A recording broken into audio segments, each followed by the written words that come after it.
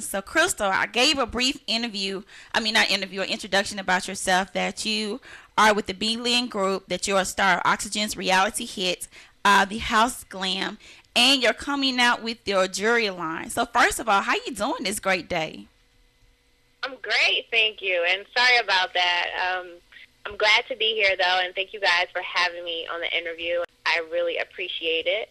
And I'm wonderful. I've been crazy busy trying to get this line launched. I officially launched Lyra Love Star 2 weeks ago at Fashion Week, and it was major. It was like a dream come true for me because I rubbed shoulders with, like, huge designers like Tracy Reese and Michael Kors. Oh, It was wow. just a beautiful event, and it was very successful. Great. Now, how did you start off being a stylist? And then I want to know how you end up being called a celebrity stylist.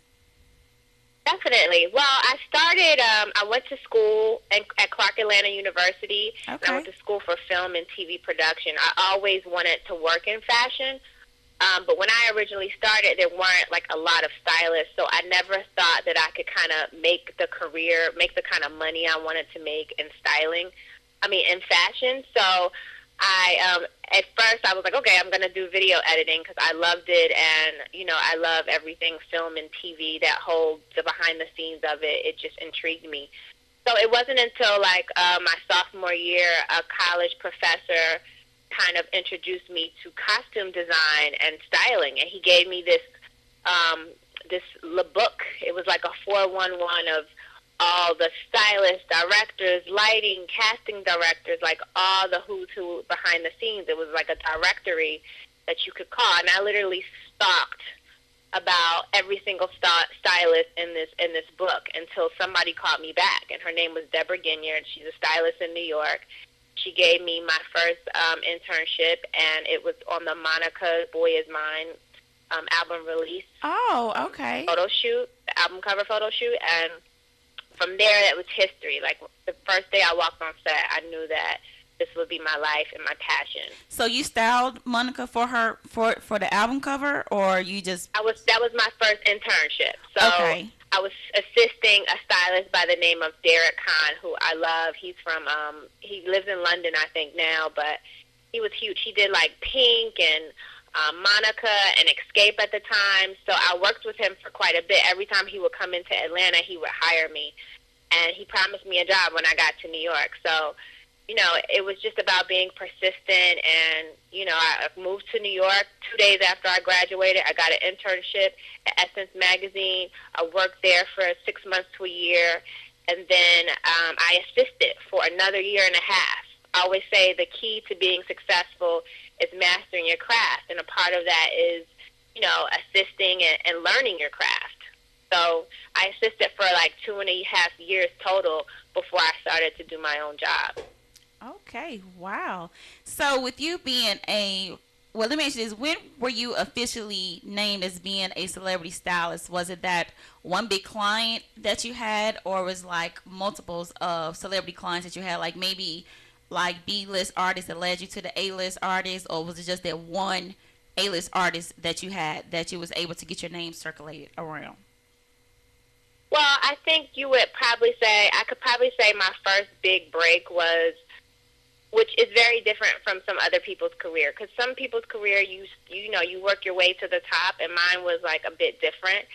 I assisted for 2.5 years, but my first client was Jay-Z. Oh, wow. And yes, my first big client. I had a couple of smaller clients, like, I was working with Fabulous at the time. He was just starting, I like Fabulous. and yeah, him and I did. It was Fab and Nate Dogg, and they did a video called "You Can't Deny It." Yeah, okay, with the throwback jerseys. I remember the video. Yes, Okay. yes. So from that video, I got a call from Jay-Z, and he was like, "Oh, I'm doing the MTV VMA Awards. Can you dress me?" But he gave me the ultimate task of finding this rare, exclusive Michael Jordan jersey, and that was the test, I guess, if I could work with him or not, or continue working with him. But I came through at the last inning, and I got the jersey, got it from Michael Jordan. Like, it was a big deal. You got it from We Michael worked Jordan together himself? for like 5 years. You got the jersey from Michael Jordan himself? Yes. Yes. Wow. Your phone calls and what I did to get this jersey. Like, it was really, I felt like I was on, what's that show where Diddy, Oh, making the band. You had to go across to get the cheesecake. yes, that's what I felt like. I felt like Project Runway. It was just like, any means necessary, I came through with the jersey. Wow. Now, with you working with celebrities, what are some of your biggest challenges besides the getting this jersey from Michael Jordan himself? What are some other challenges that you have faced working with being a celebrity stylist and probably working with celebrities? Well, I'll start with this. There's several challenges. It's not as glamorous as people would think it is.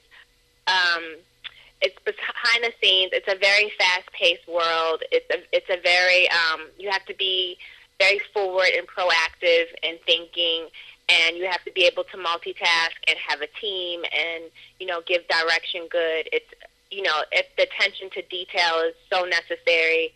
Time is never on your side in my world, so I'm always racing against the clock. I would have to say too, my personal vision gets compromised a lot because there are so many, hands in the pot when you are creating images. You have the photographer who thinks somebody should look a certain way. You have the management who's telling you what they want their artist to look like. You have your client who has his idea of what he or she should look like. You have so many people, the record label.